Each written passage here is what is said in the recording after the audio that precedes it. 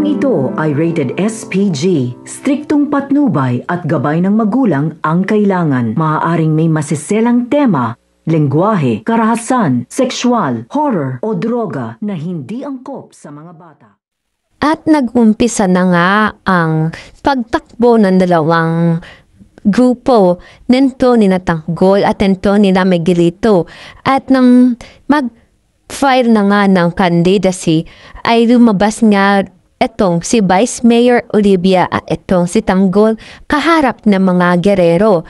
At kinompronta nga nito ni Vice Mayor Olivia ang kanyang kapatid na si Mayor Roberto. Ang sabi nga ni Vice Mayor ay siya ng araw ang makakalaban bilang Vice Mayor nito ng kanyang kapatid. At laking gulat nga ng mga gerero na sabihin nga ni Olivia ito na si Tanggol ng araw ang tatakbo bilang mayor. At sabi nga nito ni Jackie ay hindi nga daw maaari dahil nga malakas nga raw ang hatak nito ni Tanggol sa mga kanilang kababayan. Aabangan nga natin kung ano pa ang magiging reaksyon ng mga gerero dito nga sa FPJ's Batang Quiapo.